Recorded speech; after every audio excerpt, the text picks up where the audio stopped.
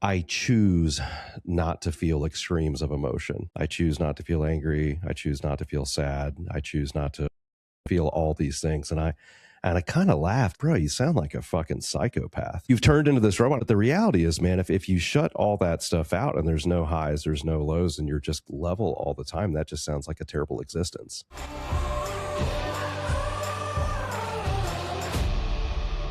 Welcome back to Life by the Horns, everybody. Today, we're talking about a man that you already know. He works, he provides, he shows up, and he says, I'm good. But underneath, there's pressure, fatigue, late nights, and the weight of being needed by everyone while feeling known by no one. And he doesn't fall apart loudly. He falls apart quietly. Actually, recently, I wrote a song called Carrying the Cape. And there's a line that stuck with me. Everybody loves the man who's strong, but nobody asks how long. Because a lot of men are carrying something they never put down. And the numbers back this up. So this isn't theory that Flint and I are going to talk about. It's real.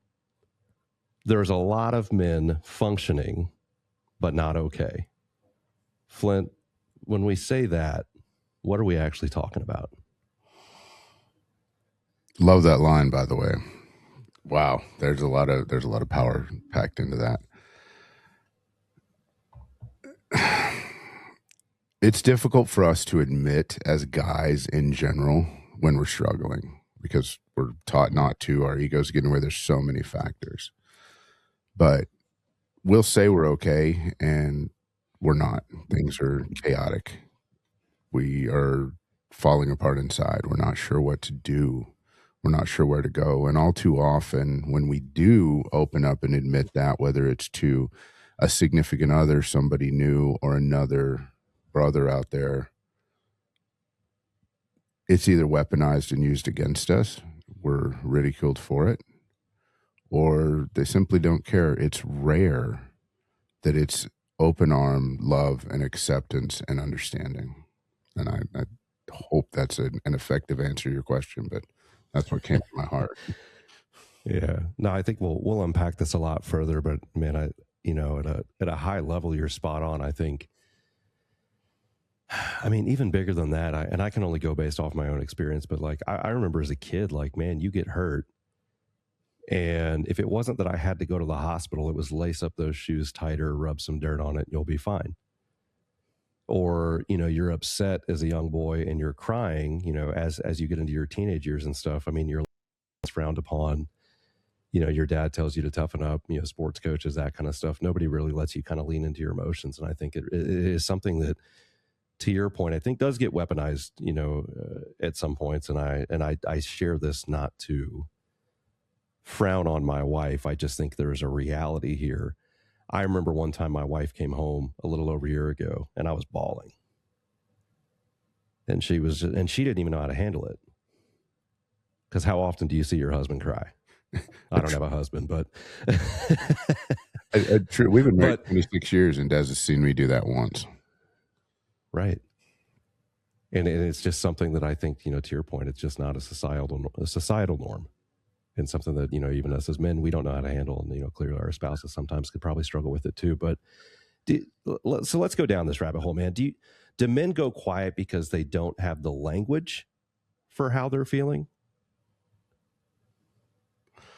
I don't think it's that they don't have the language. I think it's that because we don't explore that part of ourselves as much as we should, we don't have the ability to communicate it. Because we spend so much time being something for other people. We're a husband, we're a leader, we're a father, we're a protector. We're not very good at being vulnerable. As a result, when we are, we end up getting hurt or we feel weak, which is a terrible feeling. I'm going to say that's worse than being hurt. And so we don't do it anymore because I don't know about you, but I don't want to feel weak. I don't want my wife to look at me like I'm weak. I'm her guardian, I'm her protector. I'm the one that's supposed to be there for her. And we can't place our spouses in that role of emotional support beyond a certain point. There has to be another male in our life that we trust to grow through that. A lot of us have fathers that did that, but and when I say a lot of us, I'm meaning a lot of you because I didn't. I know you didn't. So I think that's really where that gap is we just have no idea how to express that portion of ourselves. Yeah. And I think a lot of that goes back to, at least for a lot of us, our upbringing. I think a lot of us are taught strength and how to carry the weight, but we're never how to process anything internally, or never taught how to process anything internally.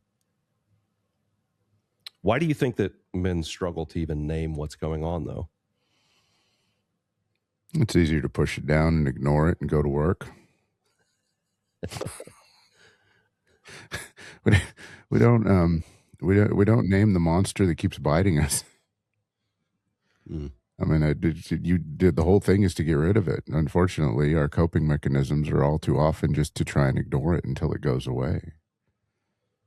Yeah. That starts to manifest externally in some really weird ways if we let it. Yeah. There's another gentleman I was talking to about this about a year and a half ago or so, maybe 2 years ago at this point. And, he said so many of us as men are taught to take those demons and just, punish them to the basement and pack that shit down.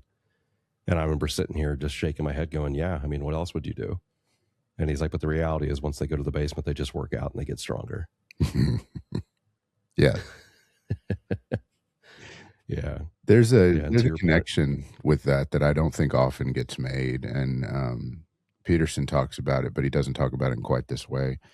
He talks about you have to be a monster, and the only way to confront a monster in real life is to be capable of great violence, be capable of being a monster yourself. Well, the only way that you can understand that dark side of yourself is by looking at those demons that you've been pushing down and those things you struggle with and learning to live with them. Fighting them doesn't do any good. Pushing them down doesn't do any good. You have to come to some sort of resolution with yourself that you are a blend of the version of yourself that you want everybody to see and that darker version of you that exists inside your head. And I'm not talking about the one that is down or depressed or scared or frustrated or running all the time, but I'm talking about that one that just, when you're backed into a corner, that piece of you that comes out is scary to us as much as it is to other people. Well, and I think to that, man, we're all just pieces and parts. And for so many of us, I think we love this idea of burying the stuff that we don't like and getting rid of those pieces. I was sitting in Austin, Texas 2 weeks ago for an AI intensive, and we were eating lunch in small groups, and somehow we got talking on this idea of Alex Hormozy, and this guy has accumulated wealth, done many things beyond most of our wildest dreams. And then it was also mentioned the interview that he did with Tony and how he seems so miserable. And so there was a guy there that said, I choose not to feel extremes of emotion. I choose not to feel angry. I choose not to feel sad. I choose not to feel all these things. And I kind of laughed, and I was like, bro, you sound like a fucking psychopath. Yeah. Like you've turned into this robot. I said, but the reality is, man, if you shut all that stuff out and there's no highs, there's no lows, and you're just level all the time, that just sounds like a terrible existence. And I said, I did that for years. And then I realized I was looking more and more like my father. And you may have seen something similar, whether it be, father, grandfather, somebody else in your life. But I just remember my dad, and I love him to death, but in much part, he just existed. Yeah. He wasn't ever super happy. He wasn't super sad. Most of the time that we spent together was him sitting in his recliner, just watching TV. And the only time I saw him get really excited was when his favorite sports team was doing well. There's a psychology behind that as well. I was talking to my brother yesterday because, as many of us do, we have aging parents, and we were talking about why our parents react the way they do in some ways. And his line was apropos for this, and he said, in some cases, the more we try not to be like our father, we end up being like him, because our dad was not a great guy. He's mellowed a little bit as he's gotten older, but we've talked about that in other podcasts. But I can't imagine living a life that is so forcibly whitewashed that you literally feel nothing. It would be like taking an overdose of lithium every day. Yeah. Because if you don't have sorrow or suffering, how do you have growth? How do you know when happiness comes if you haven't been sad? How do you know when it's kind of like grabbing a map and saying I'm going somewhere, but you don't have a destination in mind. How do you know when you get there? Yeah. I can't imagine that. I feel for that guy. I don't even know him. Well, and as we've all said too often than not as men, I'm good.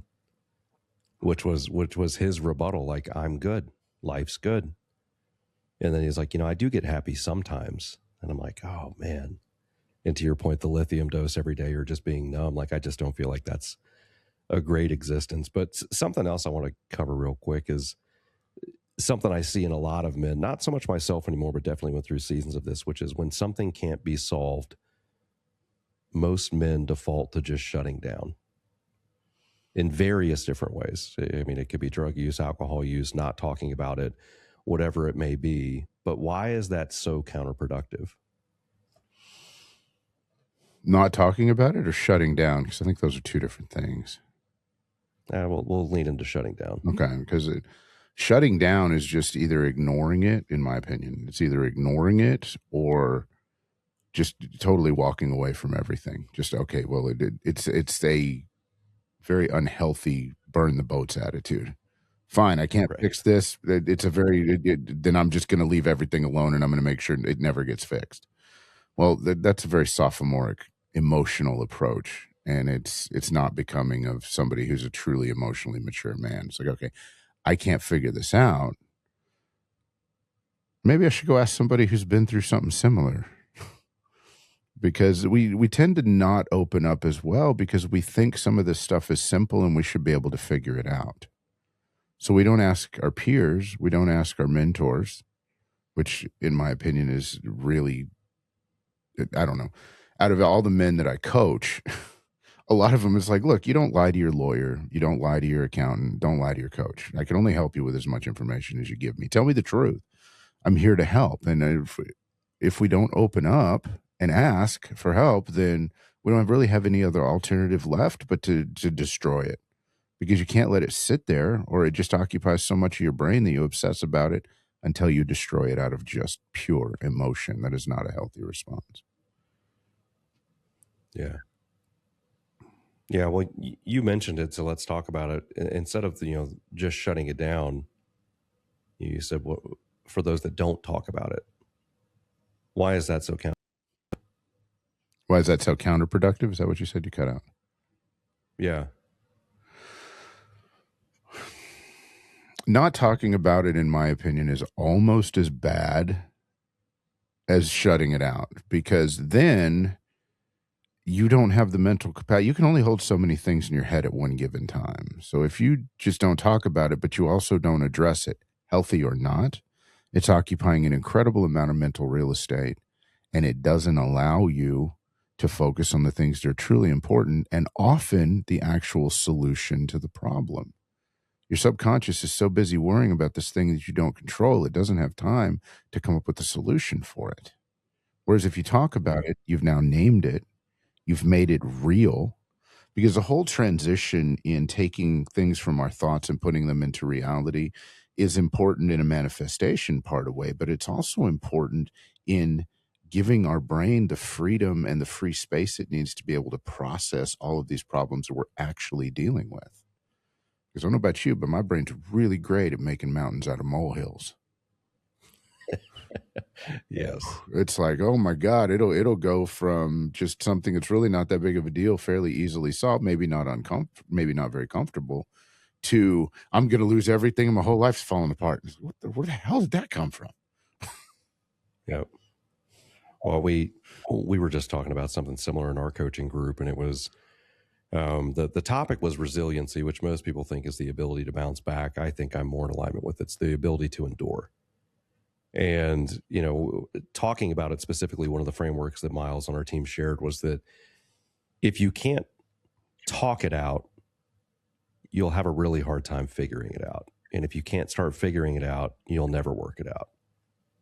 So it really starts with being able to name it, as you mentioned, which I think is so important. And you have to call it true. I mean, you and I, before you started recording, we did the ritual. How you doing? Oh, things are good.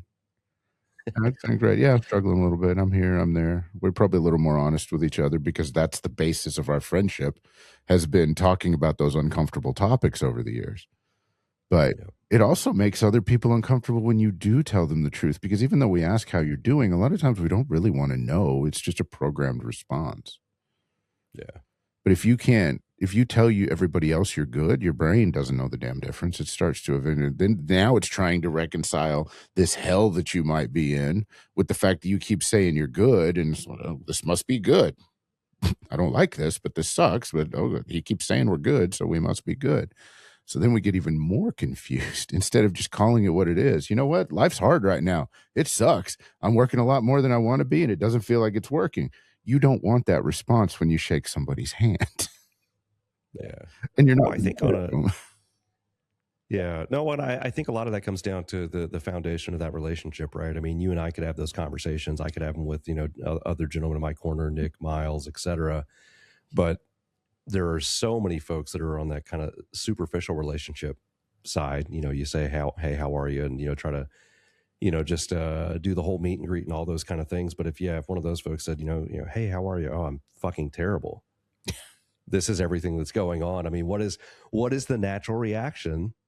Most people are like, oh man, that's so bad. I'm so sorry. Hey, so did you really want to go eat here for lunch today? Yeah. It doesn't have its place. Not there anyway. It should have its place, but it doesn't have its place there. No. And that's why, I mean, so many of us, even at a young age, are conditioned to, if I'm on air, if it's not received well, then why would I share in the first place? And we're back to what the first question answer was. Right. So, and let's dig into this. I mean, we've talked about, teenagers and younger folks, but I know we live in a society now that, I mean, there's information at our fingertips and an overload. I mean, you're using this, I'm using it. I mean, even my 9-year-old son is using AI now. We've got access to these $1 trillion computers, but with all this information, there is so much pressure that's hitting younger men the hardest right now. Why do you think that is? Information is not the problem. Because we used to think back in the 80s that lack of information was the problem, and that's why people were stupid. And I'm not calling anybody stupid. I'm using that as a metaphor. So before you attack us in the comments, just remember we're speaking plainly. So it wasn't that wasn't it. It was processing of information. People don't really want the information they have access to. They want the information that agrees with their predetermined thoughts and patterns and beliefs. Whenever real information disagrees with that, we end up with cognitive dissonance. So we stay away from it. And all of a sudden, the algorithm now only feeds us what we want to see and what we already agree with. And then we become more deeply ingrained into our thoughts and into our patterns. I think that's the problem, is that nobody knows how to do critical thinking anymore because we've outsourced all of that to AI to decide for us what we believe based on what we already believe. Yeah. And to your point, there's two downsides there. One is the algorithm. It's going to have a bias, which is the things that you already look at and know and like, so that it keeps you on the platform longer. And two is this idea with AI, which is massively homogenized content. Oh, God. I mean, yes, it's $1 trillion computer, but it's giving you very summative information that's good for the average or the mean. Not good if you're looking for something super, super specific. Well, and because we're using these advertising platforms, which let's call them what they are, as a source of information. And the critical thinking skill in me says, what's the point of what I'm asking this? Well, the point for me is to get an answer.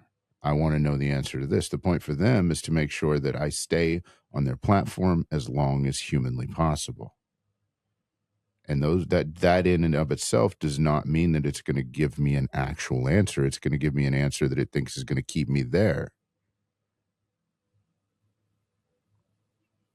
Yeah.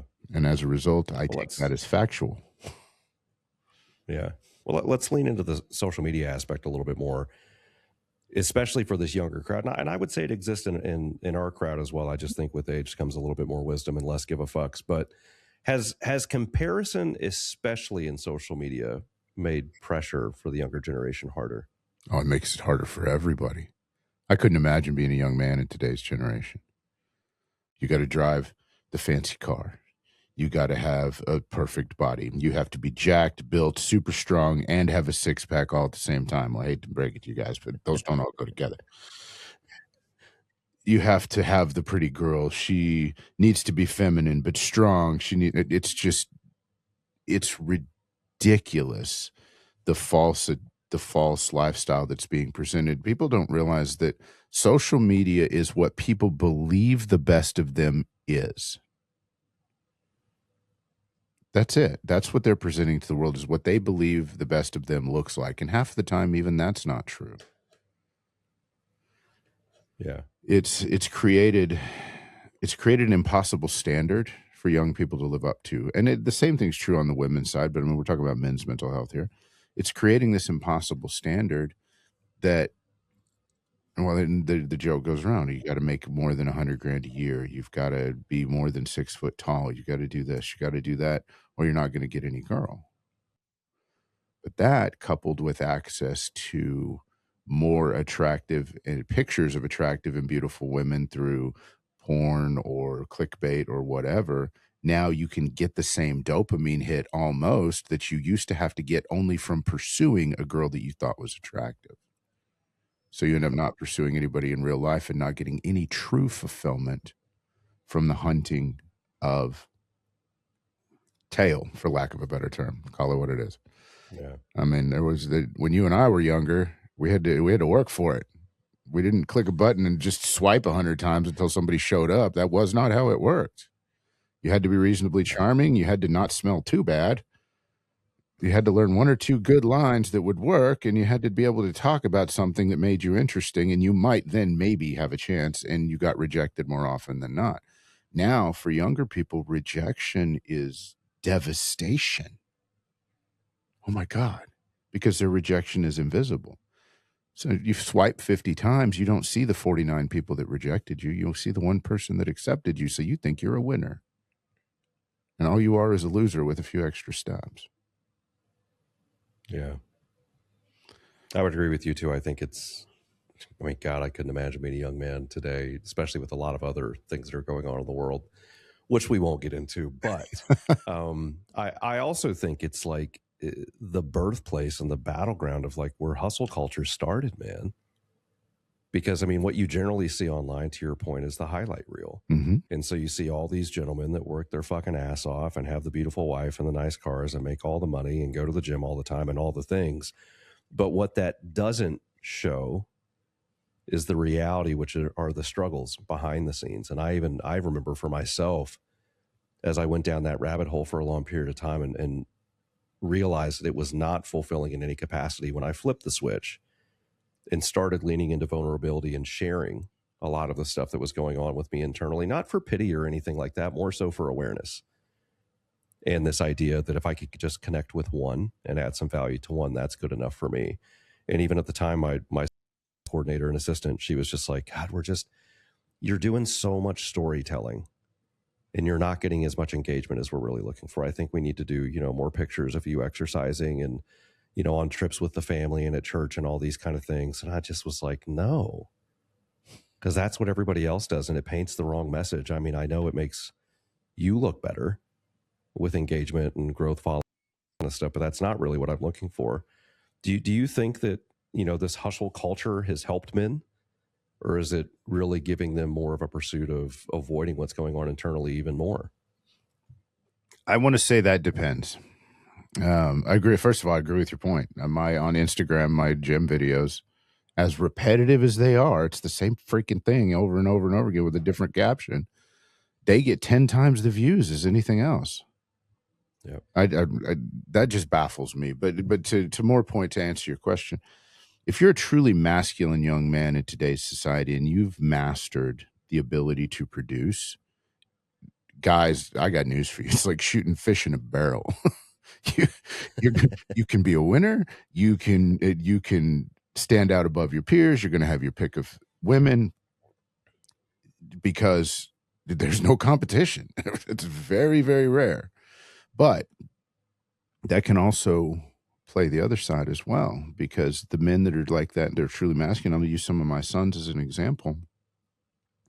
They've watched me struggle. They were taught mistakes are not bad. Mistakes are expected.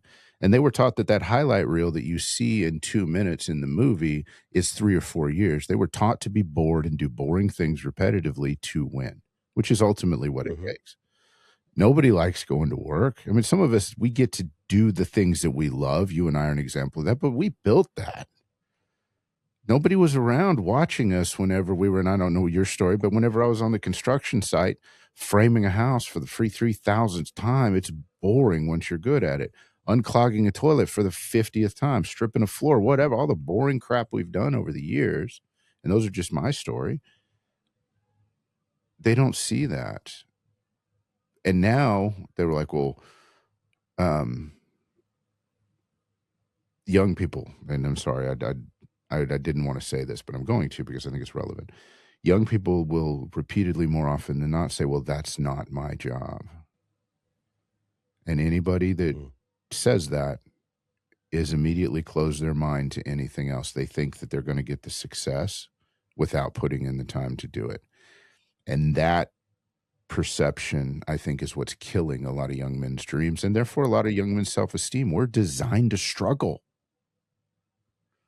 We're designed to do hard things, and they suck, and they never don't suck. It's okay. It doesn't kill us, makes us stronger. But when we don't get the opportunity to do that, or worse, we walk away from it, that gets back to your mental health, and it starts screwing with you. Yeah. So, I agree with the design to struggle. Yeah. And I think most people now are just trying to avoid it at all costs. And I'm going to say something that maybe I shouldn't, but here we are. So my amazing bonus son, or my stepson, and I see things, and I'm making some assumptions here, but I believe I'm right with my lovely wisdom, because I did something very similar at his age. I got married because I thought 1 + 1 would at least equal 2, and the pressure would be lesser. And that's not what ended up happening, for the record. And I'm sure, Flint, you understand this as well. There's a lot more pressure that comes from, having a spouse and another person to take care of. And then, I mean, ultimately, we have kids at some capacity, and then there's even more pressure. But, I think in his heart of hearts, he's looking at this like, man, my family's moving away. This girl really liked me. If I get married, because she's grounded and she has a good head on her shoulders, that'll make my life easier. And I'm like, brother, you may think that she's going to make your life easier in some capacity. She also doesn't want a project. She someone who knows what he loves and is, true to his values and all this kind of stuff. And I've watched this young man, and I love him to death. And I've watched him just anything and everything that she wants to do, he's all in, which is great. But he's completely left himself in the things that he once loved. And I think for so many men at this point in their life, the pressure starts to increase when a spouse or a family starts depending on you. And I know you've been through this. So did you have similar feelings as I did when I got married for the first time? Like, oh, this is going to get a little bit easier. Or what did that look like for you? I'm going to use my description now, because I got married twice in my early 20s. I've been married 3 times. And we're all idiots when we're in our early 20s. And if you're not, great, good for you. You just haven't figured out you're an idiot yet.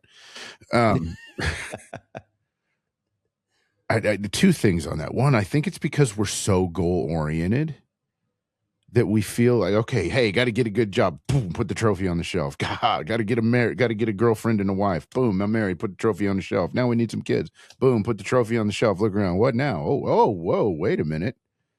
They don't stay on the shelf, and I got to feed them. Mm-hmm. And they complain. And they need things. Oh, what? Okay, no, I'm not ready for this responsibility. And sometimes they go out and they decide that they want to sleep with somebody else, or they don't like you anymore, or whatever happens to be. My first marriage ended very similar to that, but it was it was so long ago I vaguely remembered, except I think we had 2 lawn chairs and a TV, and I told her she could have those. It's like, I'm just done. My second one, nothing is nothing. yeah. My second marriage was terrible. It lasted 5 years because I didn't learn from the first one. I had to do it again just to make sure that I was doing it wrong enough. And at that point, I discovered myself. It's ultimately where the manual came from, because I was like, okay, I'm obviously not doing something correctly. Let me figure out what I need to do. And throughout that process, when I wasn't looking for somebody, I ended up meeting Des, and we've been married for 26 years and very happily married. But happily married doesn't mean bliss all the time either. It doesn't mean standing there staring into each other's eyes, holding each other's hands and not doing anything. It means moving forward through life side by side together. Your life should be better because your spouse chooses to participate in it, not harder. Ultimately, as a guy, it's harder when we get married because our wives are joining our life, but they're there to support us, and that's a huge amount of responsibility. And I'm going to encourage all you young men out there, until you're ready to accept what you believe the responsibility of being a husband and a father and a leader is, don't get married. If she's the right woman, she'll understand and she's willing to wait. If she's not willing to wait and doesn't understand, I'm going to hurt your feelings. She ain't the right woman. It's just the way it is. That's going to be this is going to be a fun podcast when it comes out, because we're saying a lot of really pissing people off.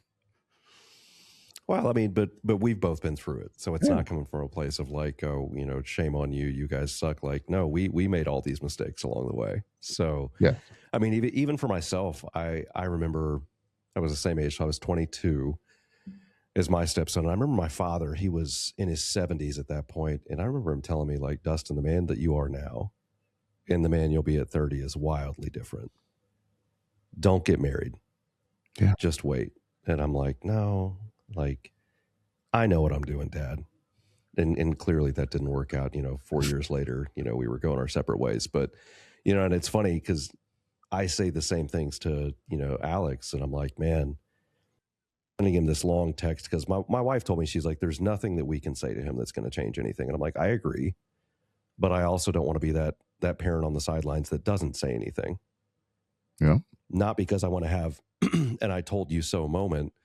But I think as parents, it's our job to, bring up these really great humans that do well in the world, hopefully. And so, part of that is just giving them guidance and wisdom, from all the bumps and bruises and, battle wounds that we have along the way. So I sent him this very long text, told him that I was proud of him and, all the things. But there were some things that I noticed that he was pivoting from, the things that made him him.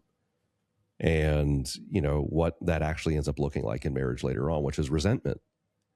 You end up turning into this other thing, which is what you think they want, and all of a sudden you are lost as a young man. And you feel that you should feel fulfilled, because to your point, you've got all the trophies. Yeah. But you feel trapped. And in my case, it was like, well, I don't want to go to the gym after work because that feels selfish and it's taking time away from my family. So what happened? I got fat. And then because I wasn't doing something that I truly enjoyed for the longest time, what did I do? Which was the complete opposite. I drank all the time because I felt trapped. And I just kept pushing that shit down until one day I erupted. And I just said, no, like, I have to take care of myself. I have to do the things that I love, because if I don't take care of me and I don't love me, and no one is going to love you as much as you could possibly love you, because nobody knows you better. Mm-hmm. I can't be the husband, the father, the business owner that I need to be for everybody else. And so luckily, my amazing wife now is like, yeah, like, I get it. And you should do those things. And what did I do instead? I go to the gym. I mean, I get up before anybody else does and go first thing in the morning, so it doesn't impact our evenings and all that kind of stuff. I figured out what made sense for both of us. But I see this in so many young men, because they want acceptance so much. They bend up until the point they break. Yeah. And I think it's a super unfortunate thing, which really leads me, we'll go kind of full circle back to, this song that I wrote. So I And this is not some shameless plug. I wanted to write a book, and I still will at some point, but I just think there's something beautiful about music. It generally keeps people's attention. It's much shorter than a book. And so through this last year-ish, I've been going on this kind of like transformative journey, and I wanted to start talking. So somebody shared with me this amazing AI called Suno AI. And I made a song for a conference that I went to as a joke. And then I was like, oh shit, like what if I could use this to make an album for myself? So I released the thing, and I was laughing because people were like, bro, I didn't know you could sing. This is incredible. I'm like, it's not me. Like, I was very clear. I am not a good singer. I would like to be, but it's not me. I'm like, but it is my story. They're my songs, and it's, an AI voice that I put together. But one of the songs that hit so close to so many men, which I wasn't necessarily surprised, was this song "Carrying the Cape." And in it, one of the lyrics was, "I've been carrying this cape so long, forgot the man underneath it all." What does it look like when a man loses himself in the role he's playing?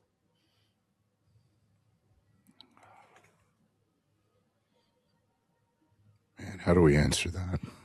We've all done it. Oh, I see it everywhere, and I'm sure you've lived it, and I've lived it. You're hollow. You're just a ghost. And if you start looking, you can see it. You can see it in men's eyes. They're just going through the motions. There's no passion. I would say that definition fits the description of the guy you told us about at the conference. Just no emotion. You're not feeling anything. Nothing really hits anymore. I called this when I was younger, deciding to be miserable. This is what life is. I'm just resigned to it, and I'm just going to be miserable. And don't pretend you haven't done it, because we've all done it. In one, we may not have named it, but we've all just like, okay, well, you feel so trapped in your life that you just can't get out. I was talking to one of my sons yesterday about this. He's at a transition point in his life. He's got a ton of kids. He's a great father, shockingly, because he was a terrible teenager.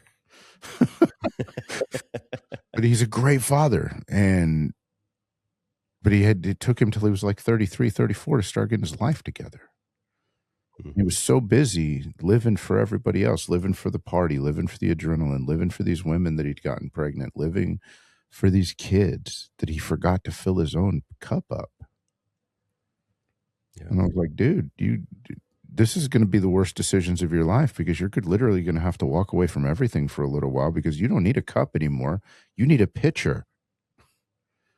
And you got to fill it first. Otherwise, you're teaching your little girls and your little boy that this is acceptable behavior, both from you and from their mothers.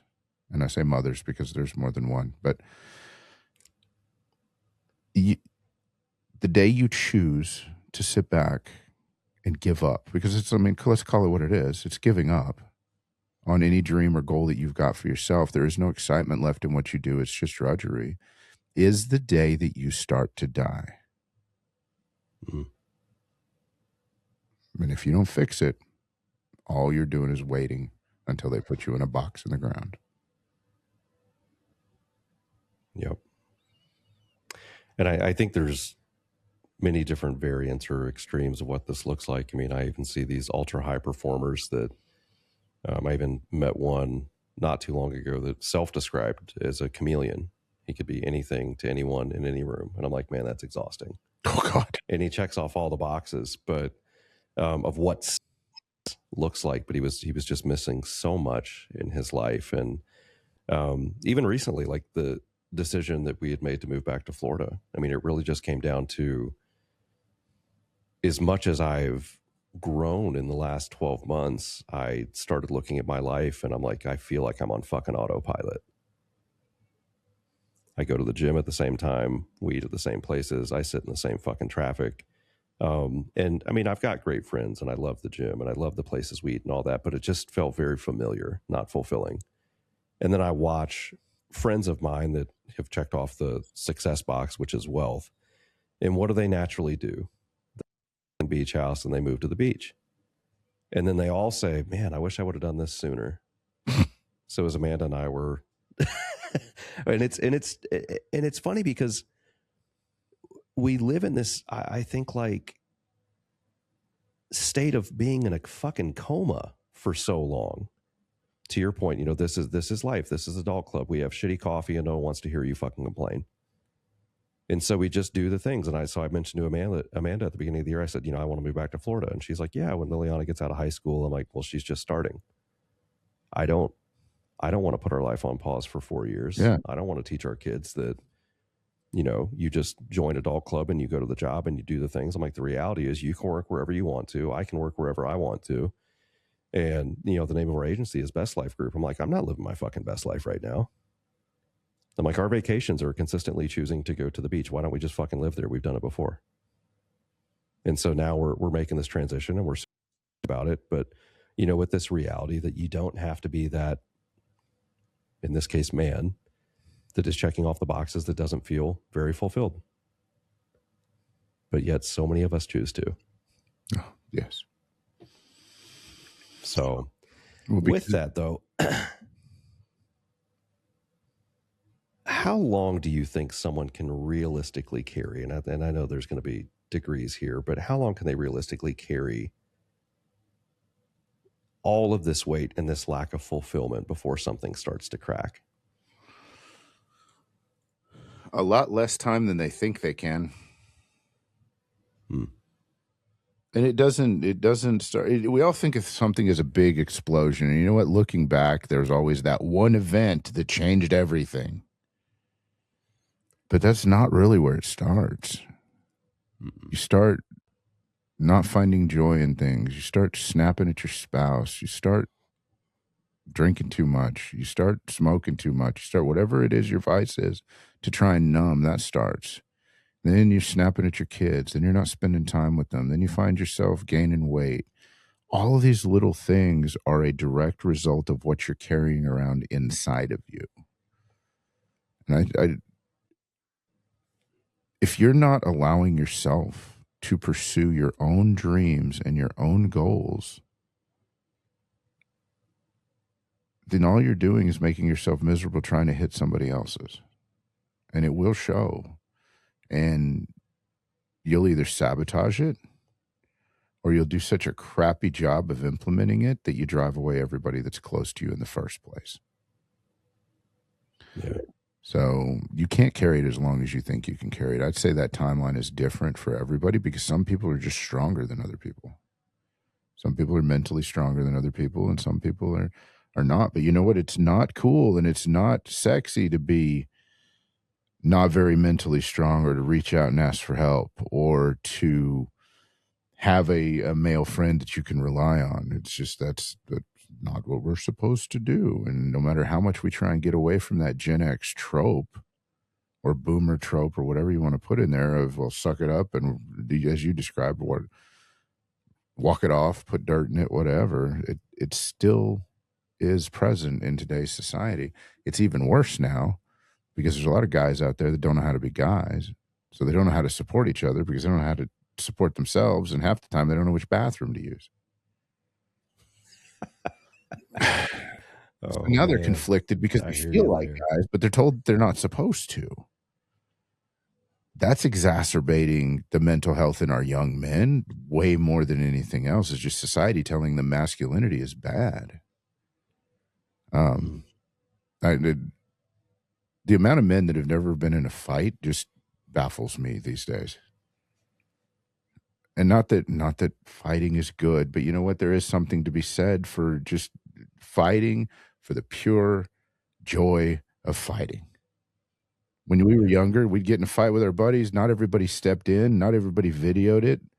And when we were done, we stood up and we went on about our business. And some of us, and I don't want to admit it, but I was one of them that just on occasion, I got some shit I need to work out, and we'd just go at it.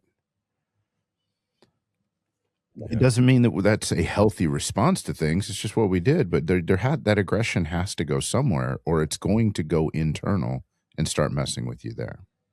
Real talk. Most marketing problems aren't marketing problems. They're business problems wearing a marketing hat. Cute, but very expensive.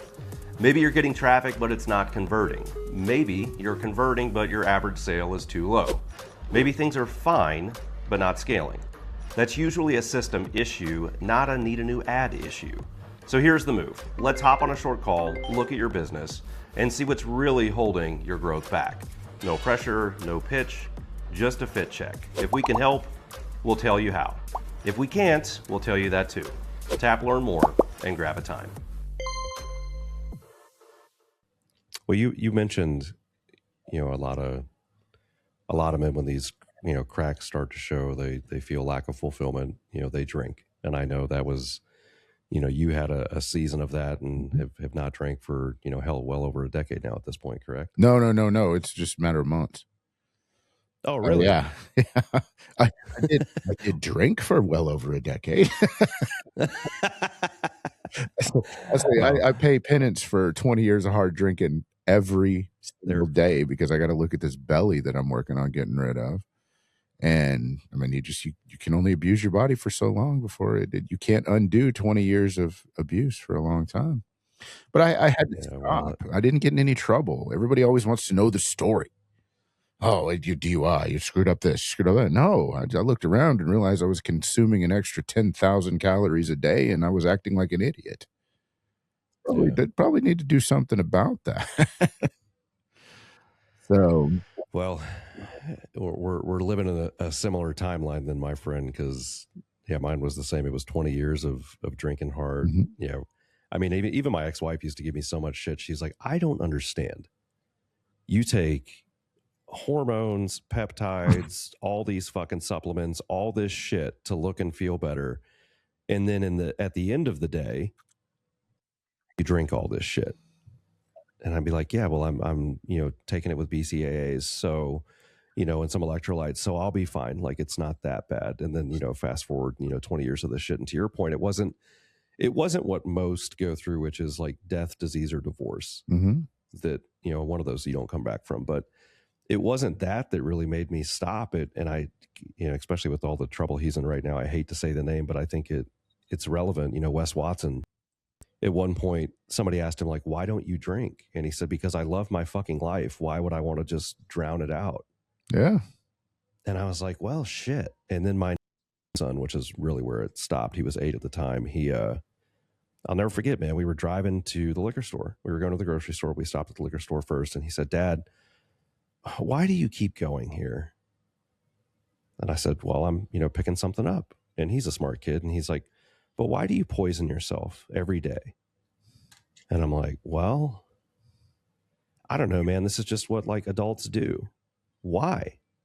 And you know how, there's a million whys with a young kid. And I said, well, this is what we do to unwind, and this is what we do to have fun with our friends. So adults poison themselves to relax and have fun. And I'm like, well, fuck, that sounds bad. And I can't argue. And I sat there. Right. No, you can't. And I sat there for a moment, and then I was like, and this is what most people do. So then you pivot from the alcohol to gummies or then something else. And I did that for a very short stint. And then finally I was just like, man, is life that shitty where I have to do this every day? And then I went, nope, life's actually really good. Then why am I numbing it? Why can't I just feel it? And for me, it's been a huge fucking change. I mean, I'm sure for you too, since it's been a couple of months. I think we're both. I'm curious what your answer to that question was. Why can't I just feel it? Honestly, I think it was just something that is so conditioned in our society. You go out and you drink. You go to concerts, you drink. On a Friday, you drink. And then we justify, like, and I used to do this for years, and it's a terrible justification, but if I'm 70% on, I'm generally better than 97% of people. So I would say that I'm fine. And then, fine, especially with what's going on with AI right now and how close I am to a lot of this information, I was just like, I've got 2 to 3 years to make a lot of fucking money. I can't do that if I'm not feeling how I feel and leaning all the way into this shit. The good, the bad, and the indifferent. And if I'm numbing, you know, every day for no real fucking reason other than just the habitual nature of it, and society says it's okay, I can't do that.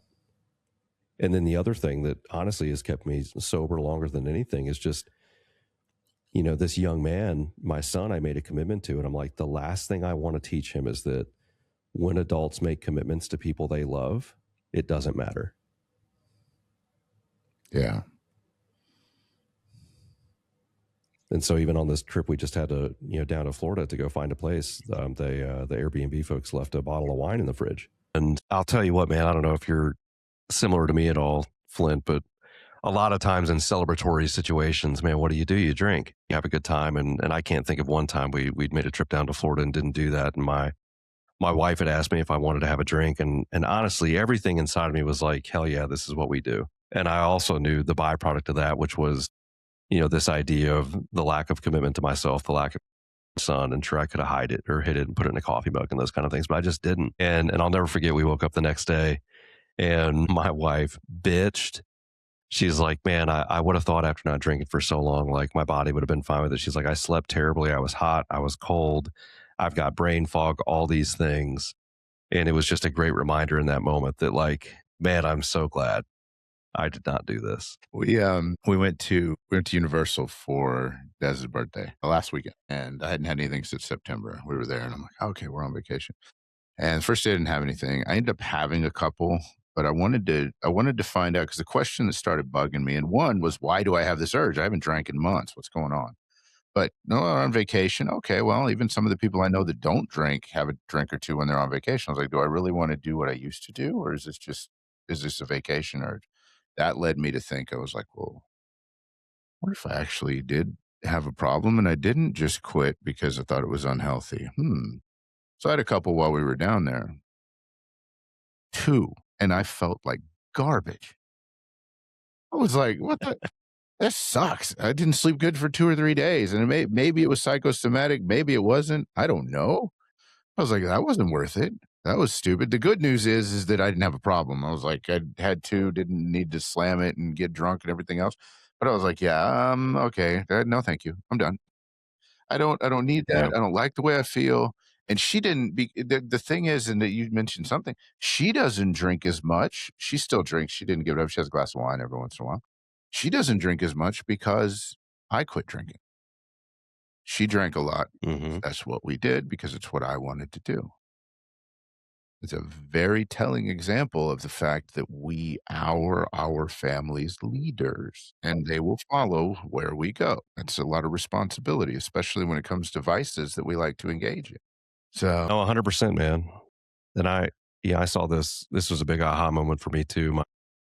My stepson's work as a sheriff's deputy, it was probably about 1.5 years ago. First day in the jail, he comes home with a 6-pack. I ask him how his day was.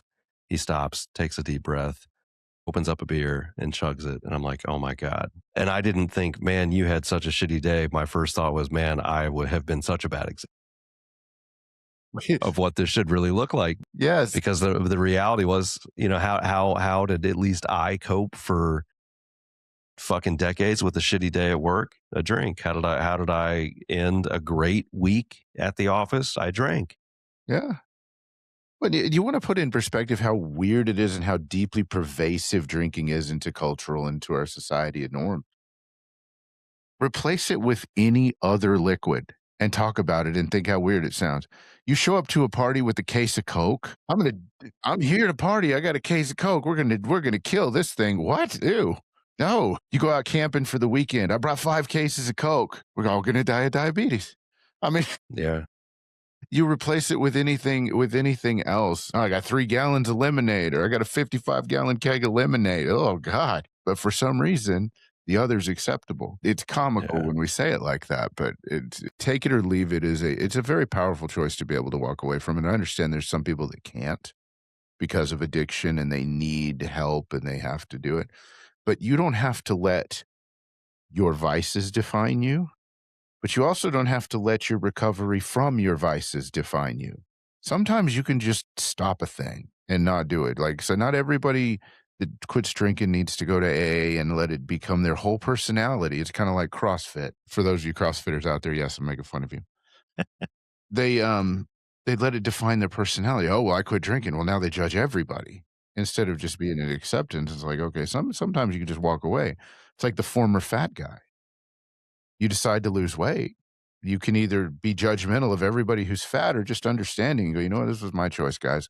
Whenever you're ready, I can give you some advice if you want it, but I'm not going to shove it in your face. And that's a mental thing as well, is because of social media and young people especially, they think they become what you see. And that's not always true. You don't know where people are coming from. You don't know what demons they have and what they're fighting. Yeah. I'm proud of you for Well, and I not think part of the drinking down there, brother. I am.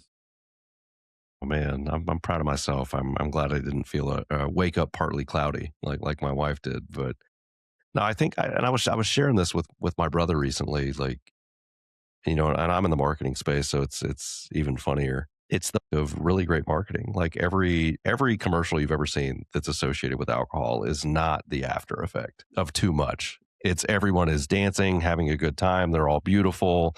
They're at the beach. Like it's all of that. And that's what so many of us like have got ingrained into us that we subscribe to, that if you want to have a good time, that's what you do.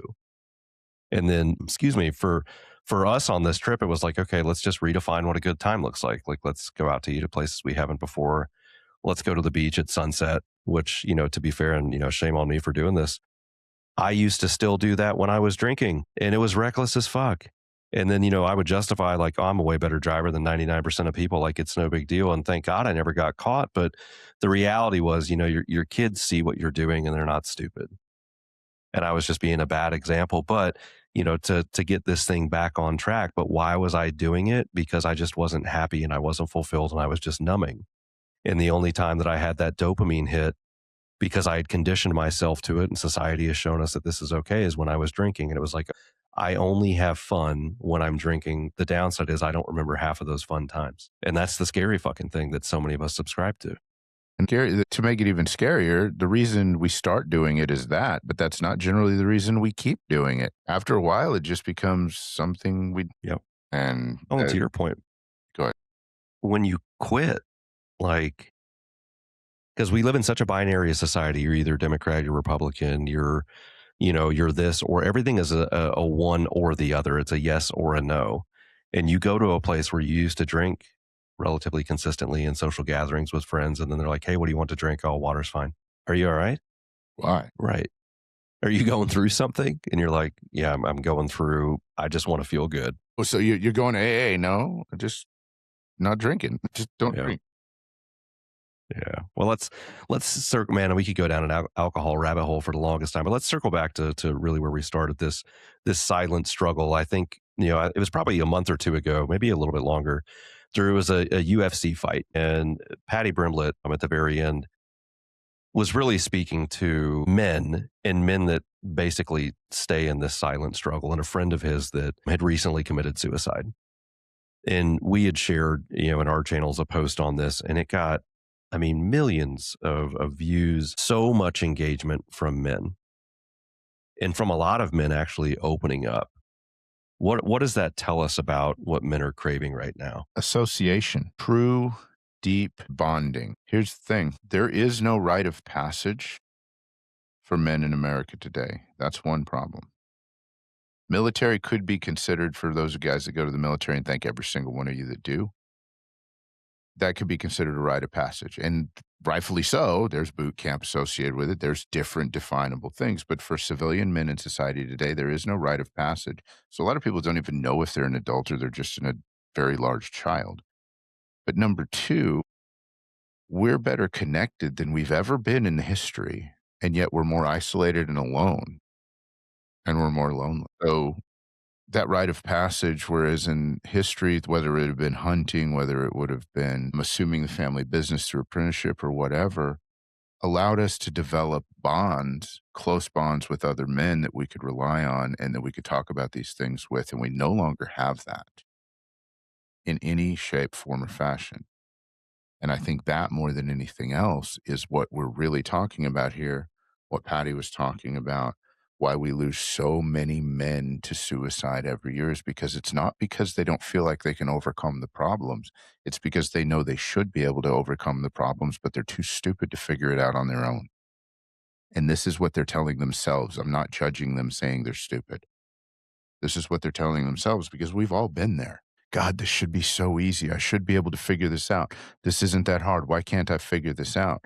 We know there's a solution and we know we can't figure it out. And we don't have anybody to call and ask. And that despair eats us alive. Yeah. And we witnessed it from that post, but there's a reality here that men feel this and they know this is going on and they're opening up to complete strangers online, but not to somebody in real life in their circle. Why do you think that is? The same reason that trolls exist. It's easier when you got a keyboard and a screen in front of you to say mean things, but it's also way easier to say truth. And we never talk about that because you don't care if somebody online judges you. Well, you tell yourself that, but it's easier to start to have that conversation.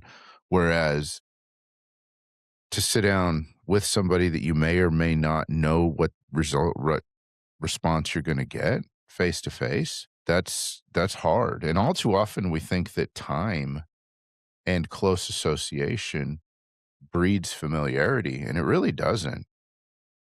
You and I became friends very, very quickly before we ever met in person. And you're one of the few people that I will randomly receive a text message from or will randomly send a text message from at any given time of day. I don't usually do that, but there's a few people that you connect with. So time doesn't have anything to do with it. But at some point you have to take that risk and take that leap, or you end up exploding inside. It goes back to where we talk about those cracks form and you have that explosion. So they'll open up to people online way faster than they will to people in person. It's also why the sex workers talk about sometimes they don't even have to do any physical act. The guy will just pay them for their time. They can say things completely anonymously and get that comfort and know that they won't be judged or punished for feeling the way that they're feeling later. That's a Yeah. failure on us as men in a society. We don't tell each other we love each other enough, and we don't accept each other where we're at enough. We should push each other. We should push each other harder than the women in our lives do. But the only way you can push somebody is if you accept where they're at, because otherwise you don't know how hard to push them. Yeah.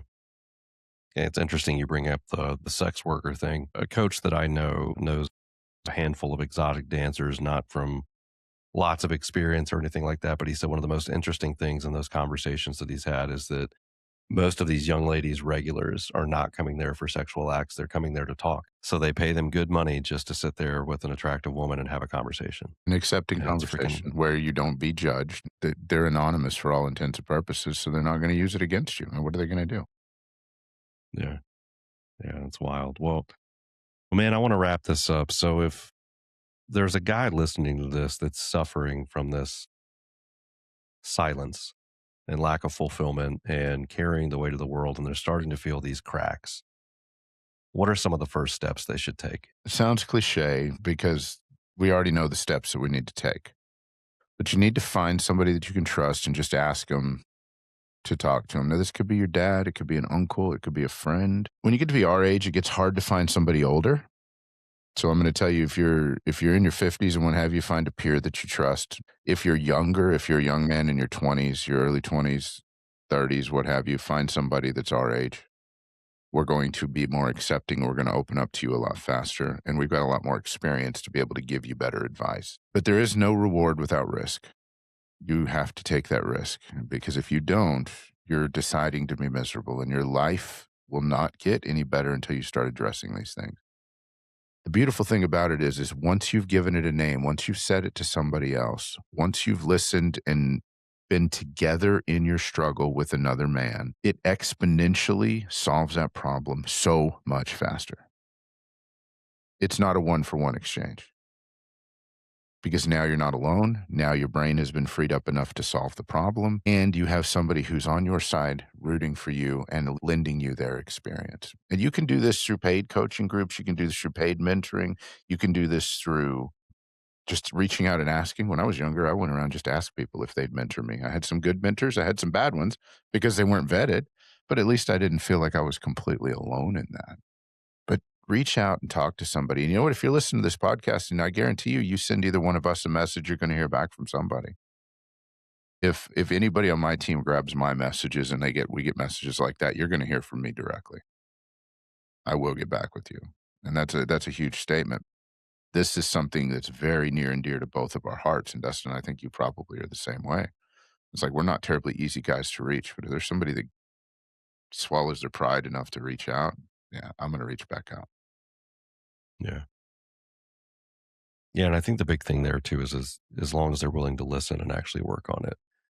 Because I think one of the things too that I see a lot of times, and I'll probably get shit on for this, but a lot of times in female friend groups, they're looking for a lot of affirmation that they're doing the right thing. They don't want to be told, no, you're wrong. In my circle, that's not the reality. Like, if you're being a fucking idiot, I'm going to tell you you're a fucking idiot. Maybe not the thing that you want to hear. But, I mentioned this earlier, but if you can't talk it out, you can't figure it out. If you can't work it out. So we're not women. We're not wired like women. No, we are not. And I always laugh at this statement, which is, men generally only know 4 emotions, which is hungry, happy, horny, and angry. And then, your wife can have 31 emotions in 3 minutes, especially if she's perimenopause. And we didn't even know 31 existed. Yeah. And I just think for men, it's just so important to tap into this. And to your point, reach out to us or, somebody that you know and trust and start sharing some of this stuff because it does matter. But with that, man, let's jump into our rapid fire real quick and then we'll close this thing out. So first thing that comes to mind, don't think on it too much. Talking or staying silent? Talking, always. Strength or vulnerability? Depends on the situation. Isolation or connection? Connection, every time. What breaks men faster, pressure or silence? Pressure in silence. One truth men don't want to hear. You don't know everything. Well, damn. And the older we get, the more we realize that. Oh, man, the older I get, the dumber I get. I was freaking brilliant when I was 20. Yeah, we thought we knew it all. Well, I want to end this where we started. Maybe strength isn't about steel and bone. Maybe strength is about saying you're not alone, which those are lyrics from that song that I wrote. If something in this hits, don't ignore it, guys. Don't tell yourself it'll pass while you carry it alone. Talk with somebody, message somebody, check on someone, and get help. If you're in the US, man, or anywhere in the world, just call or reach out to us. As Flint mentioned, I know there's even a hotline for this. I believe you can dial 988 and get free help just to talk to somebody on the other side of the phone, because strength, guys, isn't silence. And no man wants to carry a life alone. Flint, I appreciate you, brother. And for everybody listening, thanks for checking us out on Life by the Horns. Thanks for having me, Dustin. Love you, brother. Love you too, my friend.